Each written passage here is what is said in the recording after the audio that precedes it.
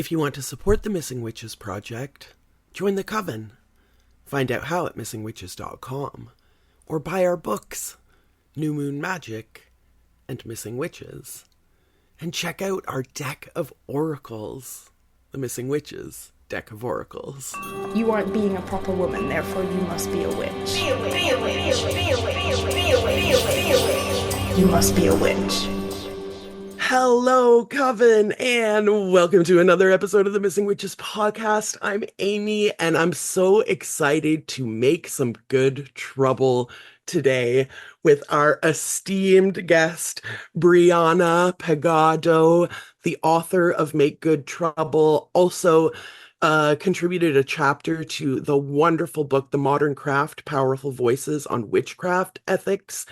You know that that's a subject that comes up for us a lot around here. It's like, what are the ethics of witchcraft? We're going to get into all of that and more. Yeah. But first, Briana, tell our listeners, who are you today? What do you want them to know about you before they enter into this headphone space with us? Oh, gorgeous. What a great question. Thank you, Amy. Hello, everyone. And we were talking about this before we started today. Today is an eclipse. It's an eclipse in Libra. It's a solar eclipse. It's a new moon. I am a Libra rising, so I guess there are many things I could say about myself, but let's just say that I'm definitely going through a process of shedding at the moment, and I'm feeling a lot of these energies. As you will find out, and as you know, I've been writing since I was very little, and I contributed that chapter to the Modern Craft and had the incredible experience of being commissioned by two people that I'm a massive fangirl of, Alice Tarbuck and Claire Askew, to contribute that chapter. But yeah, I'm feeling good. I'm feeling like this is quite wild energy. I'm excited to be here.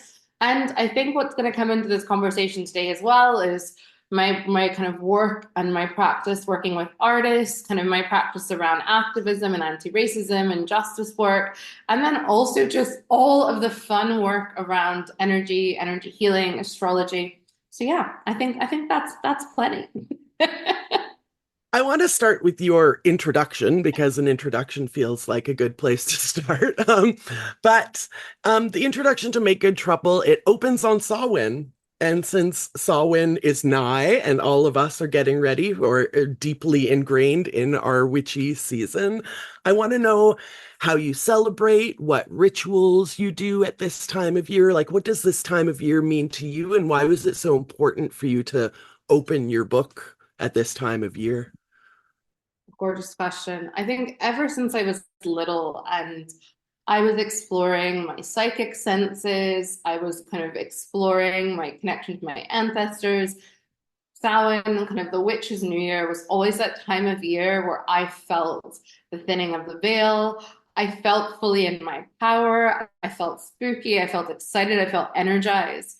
And I think for me, celebrating Halloween, celebrating Samhain, however, in whatever kind of iteration that would take, dressing up, going guising, watching films, cooking foods that I love are really important. But now that I'm older, I definitely celebrate kind of Samhain either by going to the Fire Festival here in Edinburgh. I just got an email inviting me to kind of book my ticket, which is on Colton Hill, this gorgeous space in the city centre where you can go and see a kind of fire festival happen thanks to the Beltane Fire Society.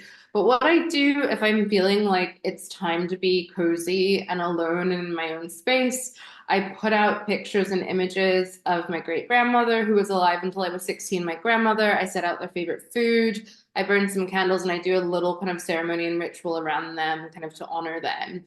But I do make sure that there's some element of fire. And I just kind of allow myself to kind of get quiet and kind of move into this darker energy. And I'm feeling it this week of giving myself that permission. When we talk about rest, we talk about capitalism, we talk about productivity. It's trying to make space for that slowing down and that rest. And I don't know about you, Amy, but this time of year also is back to school energy. Everyone's just overdoing it. And I like, no matter what I do, I've gotten better. I always have the ritual, which is kind of less my choice, of getting sick close to this time of year. So I try my best to not do that. And I'd say that that's kind of part of my ritual practice.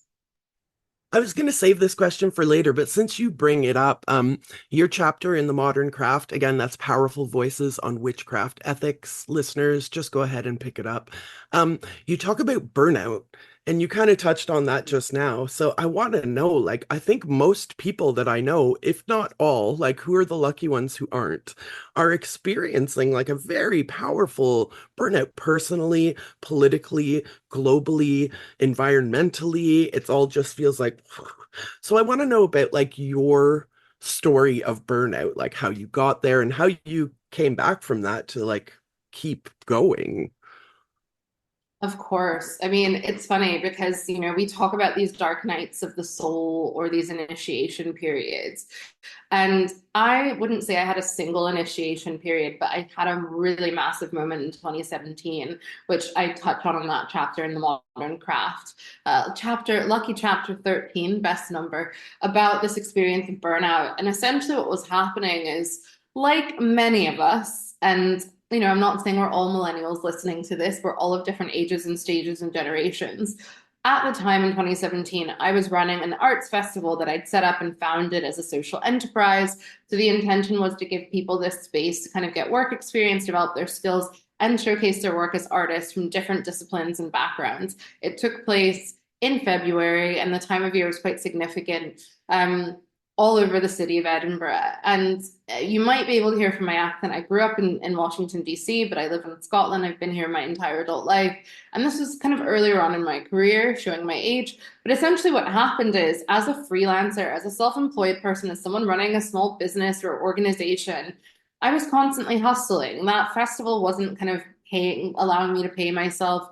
I worked part-time for the National Theatre of Scotland. I was doing all this work. And I had this moment of already feeling kind of the like indicators of burnout. And I think as well, growing up on the East Coast of the United States and growing up in Washington, D.C., which is a high achieving, very kind of productivity led and focused. And I'm talking about not in terms of like getting things done in quotes, but about like altruism, service, and it depends on kind of your perspective on Washington, D.C. as a city, but a lot of people are doing work to help people and kind of serving people as a civil servant or whatever else.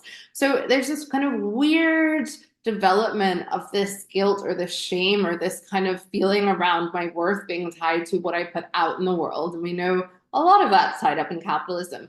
But long story medium, I had this moment, it was the middle of February. It was like the week before my festival was supposed to start.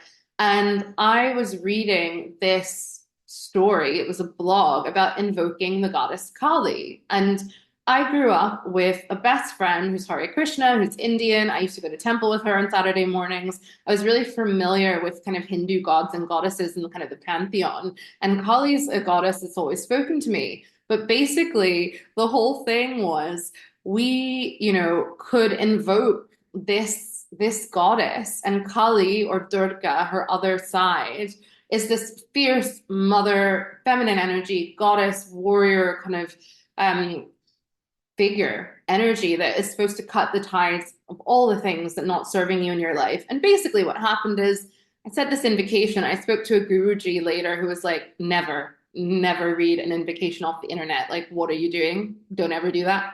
Do a puja, do a prayer, be guided. What are you doing? Anyway, I did it.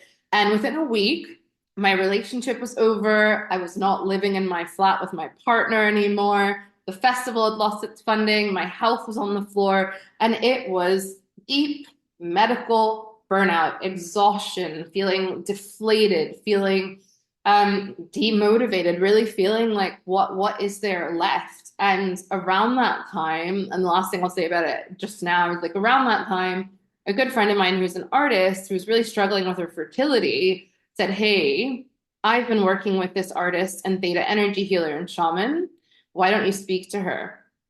And that was really this kind of initiation process, an introduction to, yes, I guess what you could call a dark night of the soul, but I would actually say this kind of liminal space, this transition into focusing a lot more on my kind of like healing practice, witchy practice, rituals, and kind of being taken through the 6 month journey of learning about theta energy healing, doing some shamanic practitioner kind of work. I won't say it was full shamanic practice. I've not been initiated. And really having this moment of not only do things need to deeply change, but really starting to understand that this burnout is part of a much wider cycle, and some of it's in my control and a lot of it is not. So you had like to use a metaphor from the tarot, like a tower moment. Yes. It was a huge tower moment. It was the biggest tower moment. It continues to be that moment in my life that I revisit as, yeah, that was a full on being kicked out, lightning bolts, and I was free falling. And then you discovered this theta energy. Now, your work is the first time I encountered this term, I'll be honest. So everything I know Yeah. about it is from you. I don't want to presume what our listeners know, but in case they're like me and they're like theta energy, huh? What's this? Can you give us a little, description of what that means? Of course. So, like you, my first time kind of encountering theta energy healing was recent, was in this year. So, I knew about Reiki. I know there are a lot of Reiki practitioners. People say that Reiki practitioners, and you can correct me, anyone out there listening, kind of channel the beta brainwave and kind of channel chi through the body and through obviously the kind of energy field through the universe. Theta is literally theta brainwaves. So, we have scientists that are studying monks meditating, kind of looking at their kind of brain particles and kind of movements and kind of what kind of energy they're generating. So theta is literally channeling the theta brainwave, and essentially it's a form of energy healing. It's a modality. It was brought to this earth by Briana, who's based in the States, and she kind of brought theta energy teachings to the world. But essentially, it's a form of energy healing. It's a form of talk therapy. It combines talk therapy, though we're not therapists in that sense. We're not psychiatrists or psychologists, but what it does is it allows the kind of healer to work with the person receiving that energy from universe, from source, to actually kind of start to resolve. We call it resolving, maybe rather than healing, these deep felt beliefs that might be contributing to dis-ease, to discomfort, to kind of ill health, whatever it is.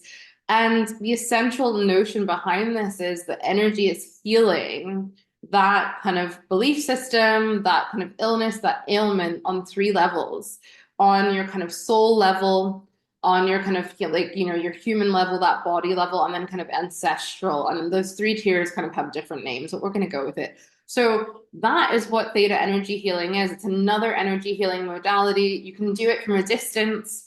And it just allows people to kind of dig, we call it digging, dig into what are these core beliefs that might be leading to disease. And the thing I should really say is it's called DNA theta healing, energy healing, because as we know, trauma, ancestral trauma, things passed down to us deeply impact our gene expression and our DNA. So this is very much about getting to the root and to the core of it. Even though we know healing isn't linear, we know it's not a one and done, it's a process, but it allows us to kind of explore what might be some deep-seated beliefs I have and belief systems I wasn't conscious of that might be contributing to some of these feelings. Not to put blame on anyone.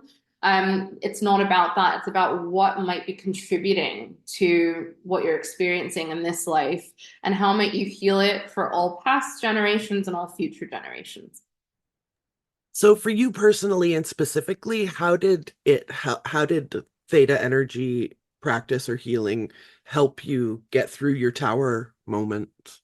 And what did it feel like? Yeah, it's such a beautiful question. I had this really gorgeous moment. So Eileen was the kind of artist and practitioner I was working with. She is Scottish and Ecuadorian. She's kind of based in Dunbar on the east coast of Scotland near Edinburgh. And I remember going to her house, and this is when she lived in Edinburgh. And we kind of had some of our first sessions. We had our first virtual session. And one of the first virtual sessions was helping me kind of meet my higher self. So I had this whole kind of visualization, closed our eyes, kind of thought about a place I might like to go where I felt calm. We kind of explored different seasons. I ended up in winter. And I had this deeply profound moment of meeting my higher self. And yes, it's not that I've never tried to kind of talk to, speak to, access my higher self before, but I got this visualization of this pink, fiery, energetic being. And that kind of healing, you know, when you kind of, it's all based on consent, right? So if you're working with a theta energy healing practitioner or a healer, they'll say, you know, would you like healing? Would you like healing on this from source? And so you give your consent if you choose to. And it kind of heals that kind of instantly and spontaneously. And of course, we might not feel it immediately. It might depend on our relationship to our bodies, to our relationship to kind of energy work. But I remember very specifically kind of having that first session with Eileen, and I went to the National Theatre of Scotland the next day, and my boss said to me, "You look great." And I was like, "Oh." And she was like, "You just seem very light and airy and carefree." And, you know, I wasn't in a place with her where I could say, yes, I had a theta energy healing session last night. I mean, this was still recent. It was 2017. But I did. I felt burdens lifted. I felt really relaxed. But that was because of that session and what we decided to focus on. And if I remember correctly, that was around guilt. That was around shame. And so that kind of felt quite immediate. But people talk about this experience of feeling things at different points, different levels, or not at all. So, but it definitely feels like this instantaneous kind of healing if you're open to it. And if you kind of get to that level of a belief system, it might be that as you're digging into kind of these things that you're experiencing, it might be the first layer or the second layer. So it kind of allows you to explore that.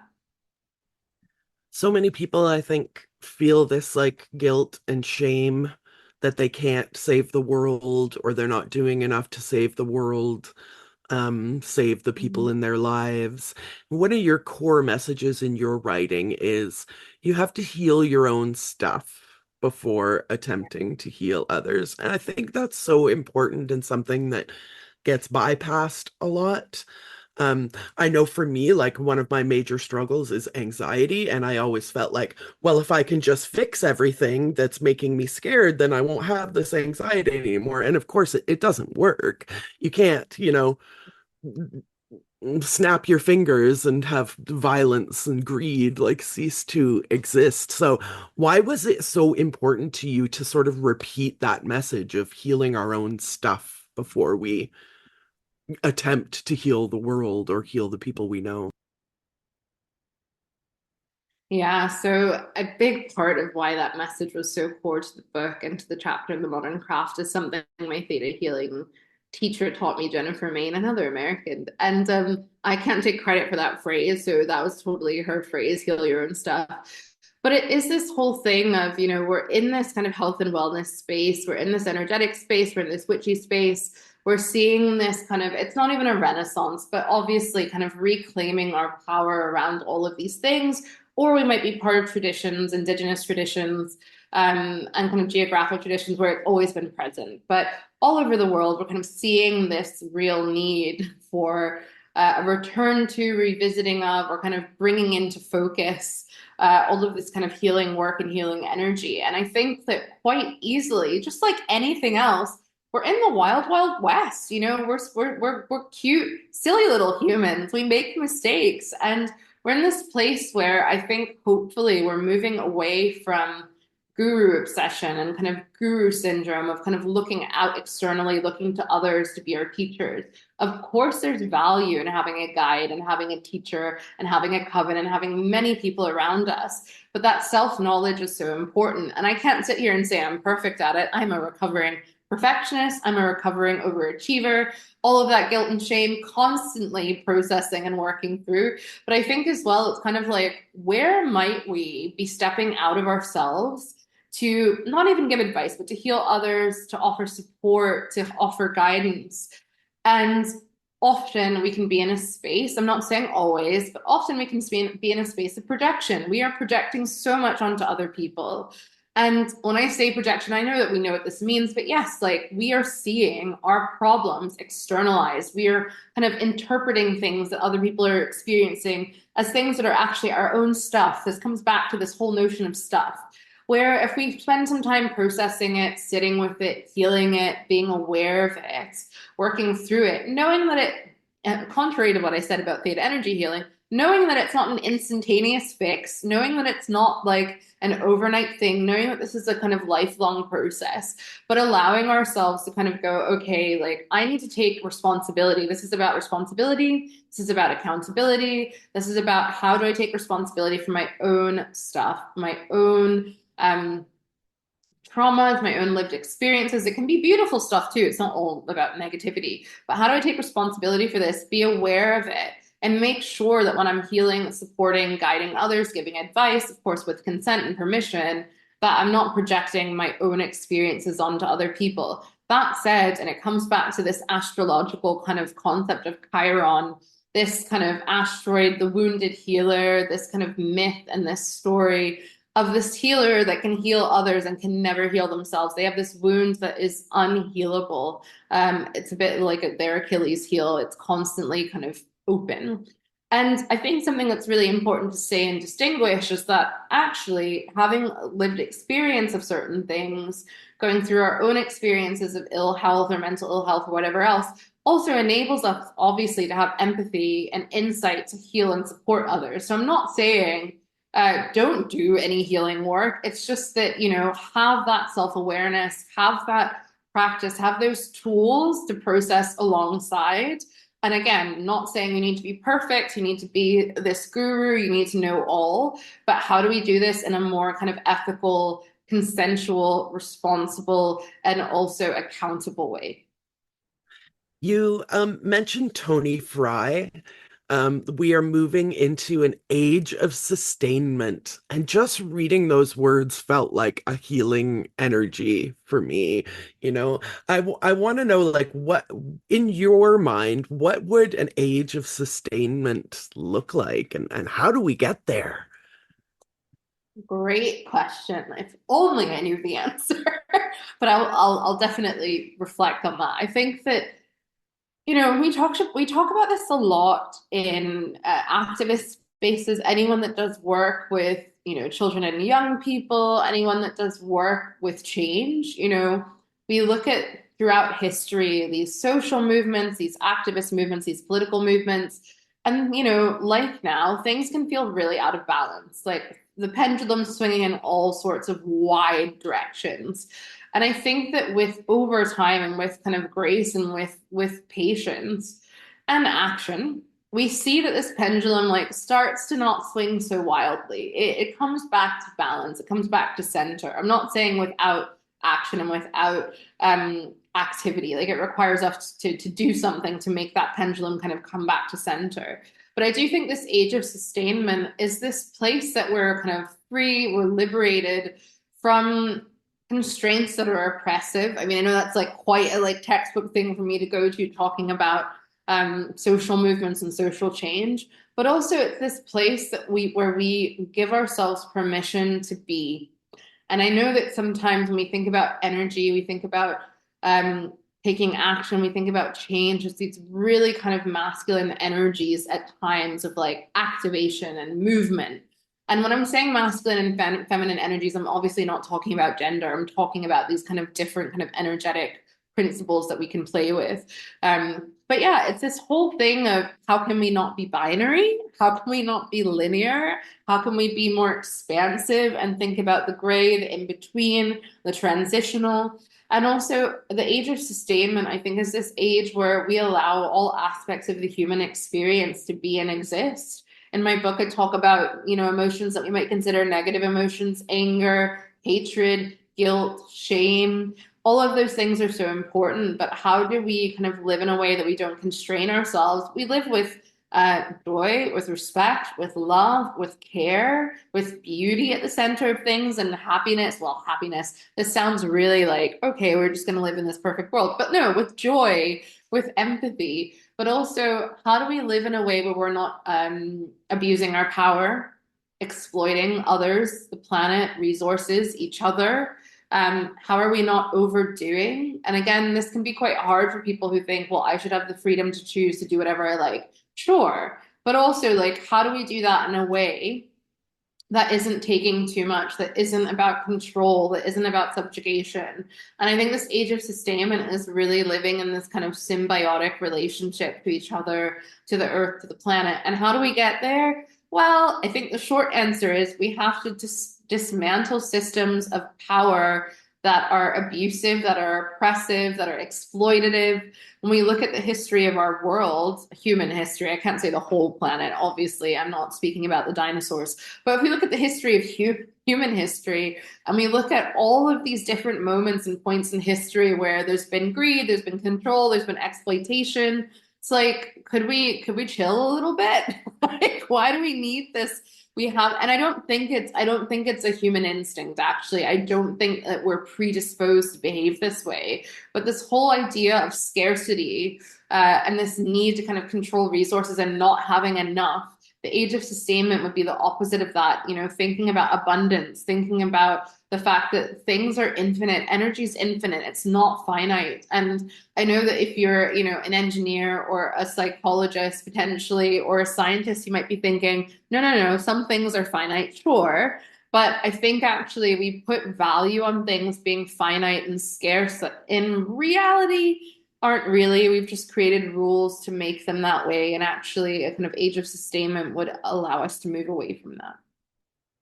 And lifting this binary sort of brings us to good trouble. You know, we think of trouble as bad, but have written, your book is called Make Good Trouble. So tell me what that means to you. What does it mean to make good trouble? Again, I stand on the shoulders of giants. So that phrase comes from Senator John Lewis, who's monumental and kind of really central to the civil rights movement in the US, but also it kind of comes from this notion of I've always been very disruptive. I've always been a troublemaker, meaning to, and also without meaning to. I've always had a really kind of set of clear values or beliefs. And I don't know if it's beliefs, but values and kind of guiding principles in life. And I think many of us do, you know, sometimes we talk about children or young people or people kind of trying to figure out what's important to them in life. But I do think a lot of us have a really clear vision and understanding of that. And making good trouble is all about how disruption is good, how we need to cultivate a relationship to chaos, how we need to cultivate a deep relationship to discomfort, to uncertainty. Life is uncertain, change is constant. How can we actually be playful with that and embrace it? And I think sometimes people hear the word trouble or disruption and they think it's something external or big or out of control and unwieldy. But I think this book and kind of everything that I've been exploring is about how can disruption be gentle and quiet and soft and a choice and something that we kind of embed and integrate into our lives as a kind of daily thing, not something that has to be this huge, monumental, explosive moment.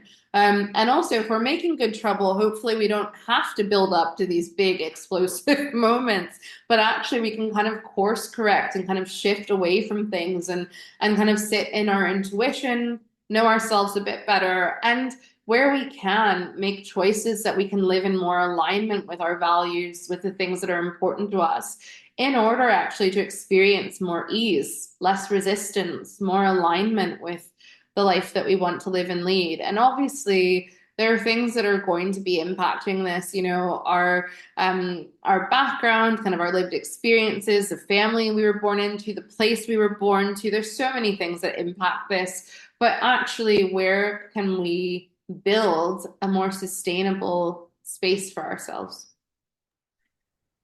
Obviously, you know, the book, it tackles like social justice and, you know, personal growth, but it's also hella witchy. Listeners, hella witchy. Like, it's all full of astrology and tarot.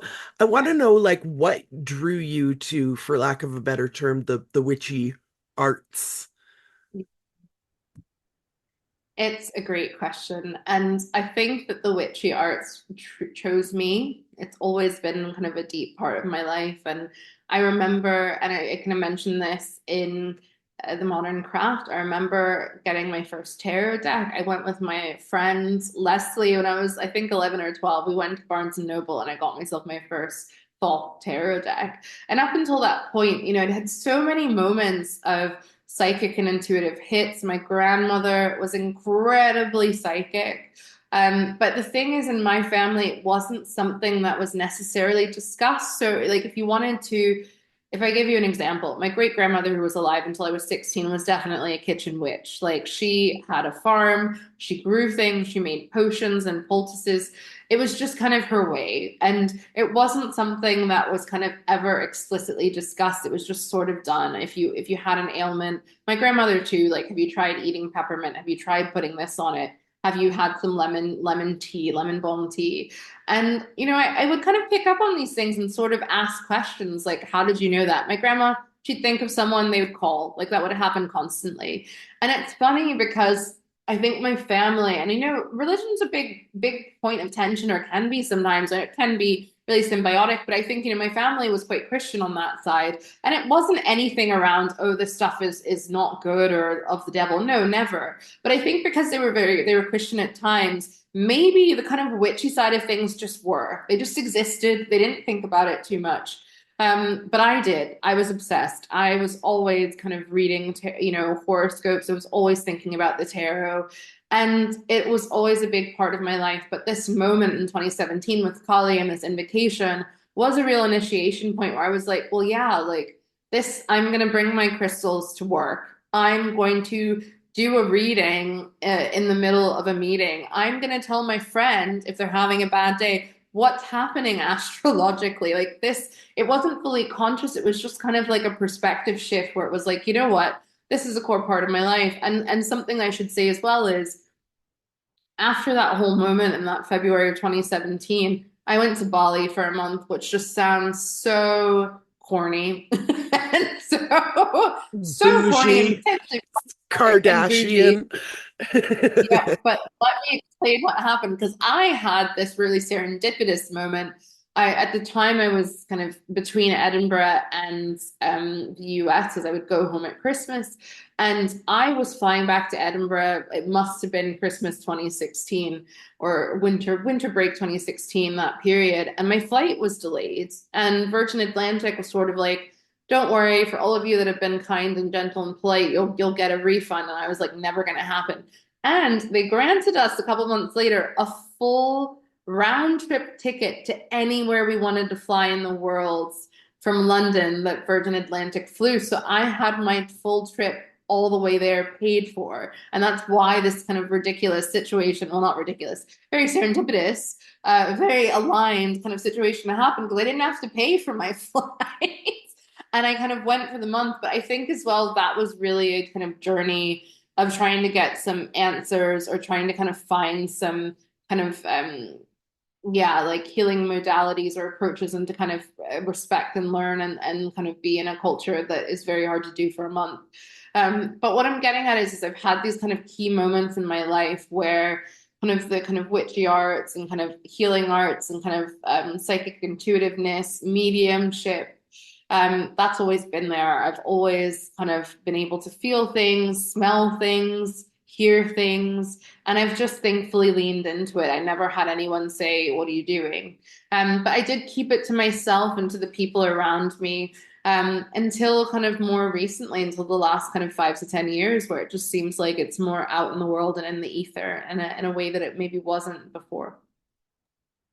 I've been asking this of a lot of our guests this season because 2025, if you subscribe to this notion that each year has a tarot card that it belongs to it or that it belongs to, and next year is the Hermit.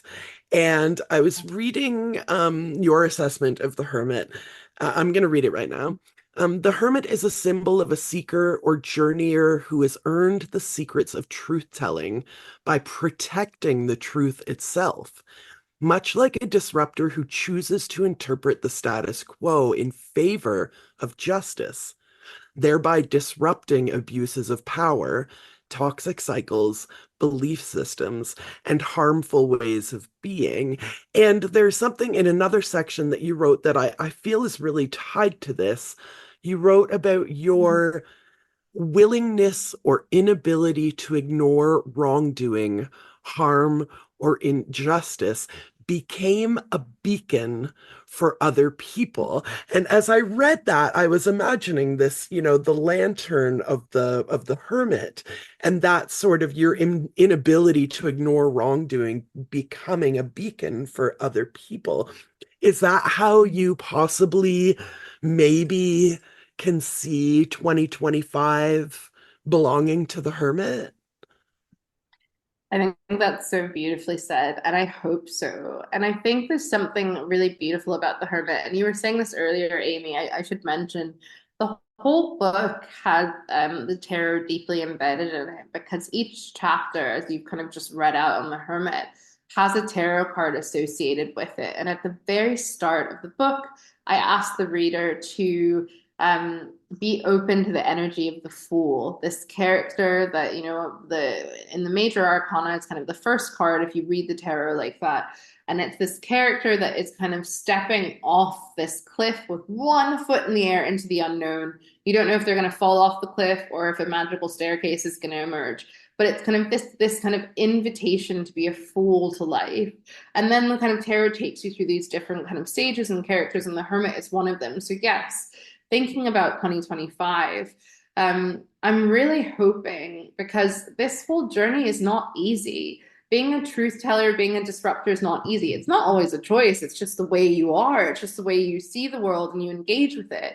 But, being courageous and having that audacity, and I know that can be overused, but having the audacity to speak the truth, to stand up to power. And again, this doesn't have to be in a really public, visible way. This could be standing up to a family member, a friend, a partner, a group of friends. This could be at work. This could be in your community, and just going, you know what? I don't agree with that. Or how, and, really, really honoring and really also witnessing where abuses of power take place. They are constant, they are micro, they are everywhere. And I think when we think about 2025 and the year of the Hermit, I think sometimes we can, not everyone, but associate the Hermit with withdrawing, with being disengaged, with being deep, far away, kind of unreachable. We're actually, and we're moving into the season anyway, with Samhain on the horizon. This is a deeply fertile place to be. The Hermit is a deeply fertile card. It's about how do we alchemize? How do we process? How do we repurpose things that are hard to digest? And I think when it comes to the Hermit, it comes to this truth teller, it comes to this observer, taking that step back to be able to observe and to alchemize and to digest and to process and sleep and rest and come back through the other side. What can be a really, really harrowing and difficult journey is the stuff of change. It's the stuff of what beauty emerges from. It doesn't have to be beautiful, it can be ugly, but it's the stuff of creation, what can emerge. And I'm really hoping that as our world, as our planet, as our humanity is kind of going through a deeply, deeply complicated time, complex time, a deeply tricky time. It's like making good trouble and being a hermit is like sticking with the trouble. It's not fun. But with that said, how can you not make it fun? It's not about making and turning that frown upside down. No, but how can you actually stick with that discomfort and allow the kind of energy of the hermit to guide you to go, yeah, I might be laying low right now. I might be under the soil right now, but I will be emerging again. And I'm hoping that 2025, it might be a full year of the hermit, of kind of being under the surface, being under the radar, digesting and processing. But the beauty and the possibility, not just beauty, the possibility of what can emerge on the other side is huge. I have to change lanes for a second because this is one of my favorite subjects in the whole universe. How do you see the intersection or relationship between witchcraft and art? I mean, it's huge, and we would need hours to kind of explore this. But on a really basic level, I see witchcraft as world building, and I also see arts and creativity as deeply world building. This process of, this process of bringing things into being, of helping us see a vision for a different world, witches and kind of practitioners of all sorts of kind of witchy arts, our spell crafting, our manifesting, our kind of literally alchemizing elements. And we are kind of creating them, repurposing them, making them into something else. And that's why I've had such a privilege of spending my adult kind of working life in the arts and creative industries amongst other artists, of people that sometimes are accepted, sometimes are on the fringes of society, but yes, are taking these kind of raw elements and materials and turning them into something else.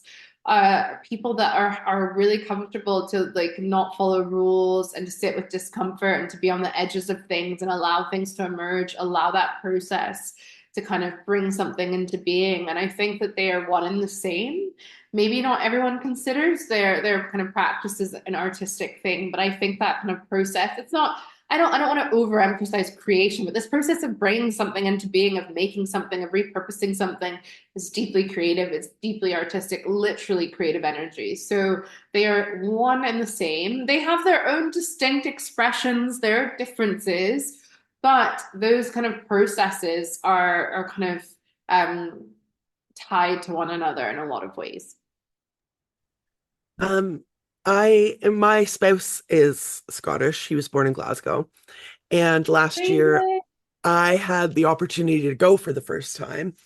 And I Oh, went to Aran Island. Have you been to Aran Island with the standing stones?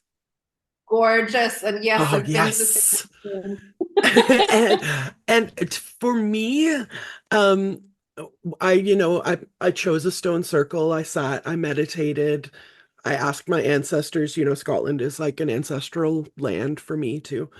um why did you do this? What is this? Where am I? Like, what? And I mean, I don't know if it was my imagination or a download from ancestor or what it was, but the message that came through for me was people have always fucked around and made shit. And it sounds so like basic and silly and maybe even dumb, but that was so profound for me, Yeah. that people have always just done things that didn't make sense to other people. People, you know, whether, and I don't know if they made it for religious reasons, if they made it for, astronomical, astrological reasons, if they made it because one of them was like, hey mate, like let's stick some stones in the ground and see what happens. But just this, like, it was so validating for me to just get that message of like, just make shit, just do shit. Like 6,000 years those standing stones have been there. 6,000 years. And potentially just because somebody had an idea and was like, mate, come help me out with this. I mean, I love that, and I think it's gorgeous. And it comes back to this thing of, right, yeah, we can just make things. It could have been all of the above, the reasons for those standing stones. And does there need to be a purpose? Like, does there need to be a purpose? And I think my experience on Erin, just really quickly, I was there in 2021, and I used to work with an organization that's in the kind of gender-based violence sector. And we basically designed a retreat for frontline workers to have a break. Young women in particular, excuse me, young women in particular in positions of power that had no support and were supporting people all the time, just needed a break. And we actually had a shamanic drummer and a witch, Belinda, and shamanic drummer Fionn, and they ran something called Wild Power Alchemy, and they ran a retreat for us, and they took us to the Standing Stones. She did some shamanic drumming, and I mean, I went into talk about theta brainwaves and delta brainwaves. I just went into this deep meditative state, and I kind of had a bit of an out of body experience. I was like, where am I? What is time? where in the time space continuum am I? But yeah, the Aran Standing Stones are so special. All of them are, but there's something so see, losing my voice talking about it. There's something so special about Aran and those stones, and I love that download or that message that came through, which was like, yeah, we're just making shit. People have always just made shit, and it's as simple as that. Yeah, it's certainly one of the most magical feeling places that I've ever had the wonderful opportunity to visit. I'm hoping that you will play us out with something from Make Good Trouble. At the end of chapter 1, you have a practice to explore your disruptor energy. And I'm hoping that you can share that with our listeners to sort of leave us all with something we can take with us as we, take the headphones off when we finish today. My pleasure. So Thank I'm you. reading from, thank you, Amy. I'm reading from chapter 1, as Amy said, The Energetics of Disruption. And this is called a practice to explore your disruptor energy. Are you a disruptor? Do you have the audacity to interpret those who use their position, power, privilege, and relationships to others to manipulate, coerce, abuse, and push people to perform for their own ends? Are you ready to identify with this and admit that we live within wider systems that encourage this behavior? Being comfortable as a disruptor requires you to sit with discomfort. And discomfort is just that. It is uncomfortable. We are going to practice staying with the trouble and sitting with discomfort. Also saying discomfort. This is a tool that will serve you well as you embark on your disruptor journey. 1, take a moment to find a quiet space, or if that is not possible in this moment, close your eyes and begin to tune out the world. 2, let's begin with a body scan. Start at the top of your head and imagine a gentle, pulsating white light enveloping your head. As you imagine this white light, allow it to travel from the top of your head, across your forehead, over your ears, nose, mouth, and the rest of your face. 3, take a deep breath. As you imagine the white light moving to different parts of your body, allow it to move at whatever pace you like. Let the white light cover every part of your body until you reach your toes. 4, now bring this white light to rest gently on in your mind, from where its glow surrounds you like a protective energy. You have just completed a body scan. 5, next, think of a situation in the past or present that makes you feel uncomfortable. It could be a specific situation involving a family member, friend, or partner. It could be a situation you do not agree with at work, or a decision made in a social setting. It could be an upcoming decision you need to make for yourself, which might impact other people in ways that make them uncomfortable. 6, imagine the situation or decision and allow yourself to feel into the discomfort of it. You might experience emotions such as anxiety, embarrassment, tension, or hopeful feelings such as excitement, pride, and ease. Allow yourself to feel into these emotions. Now, focus on one of these feelings. While you focus on this feeling, take a deep breath and allow yourself to notice where the feeling comes up in your body. Try to pay close attention to where you feel a tensing up, a twitch, or a pressure on a certain part of your body. You may notice a shift in different parts of your body. Next, imagine the white light moving to that part of your body. As it moves to that part of your body, take a deep breath and repeat the following mantra. Breathing in, I focus my attention, and breathing out, I release any tension. For each emotion that comes up in relation to the decision or situation, repeat this mantra every time you focus on the body part that connects to it. Again, breathing in, I focus my attention, and breathing out, I release any tension.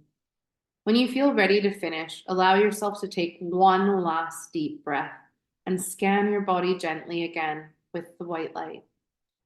When you think about the situation or decision now, how do you feel? Do you feel any less tension and any more ease around it? The purpose of this exercise is to help regulate your nervous system and bring some ease to your body. It will also help to ready your body for more discomfort and to have the capacity to process this when it arises in the future. Practice these steps as often as you like for the full effect. While you may not necessarily find clarity on what you to do if you feel indecisive, or if you believe you should have behaved differently in the past, you should feel less physically triggered by any emotions that a challenging situation or a difficult decision brings up.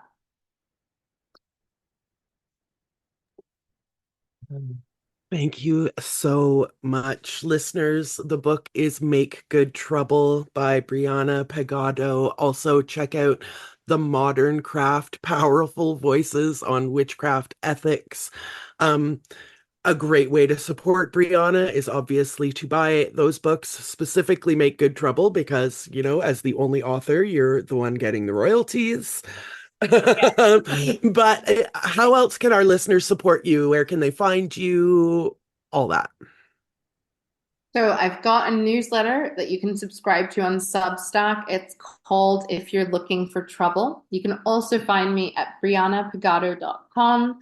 I do healing sessions and coaching sessions. You can find me on Instagram at Briana Pegado and Twitter at Briana Pegado. So any of those places, give me a follow, send me a message. I'd love to hear from you. Which is, I do recommend if you are looking for some guidance in turning your words, your ideas into action, disrupting in a way that's healthy and sustainable for you, please check out Make Good Trouble. Thank you so much, Briana. It has been a joy to be with you in circle today. I just love your face. I love your smile. I love your ideas. I love your energy. And I guess blessed fucking be. Yes, blessed be. Oh, thank you so much, Amy. And it's been such a pleasure to be on Missing Witches. So thank you for having me. Thank you. You must be a witch. If you want to support the Missing Witches project, join the coven. Find out how at missingwitches.com, or buy our books, New Moon Magic and Missing Witches. And check out our deck of oracles, the Missing Witches deck of oracles.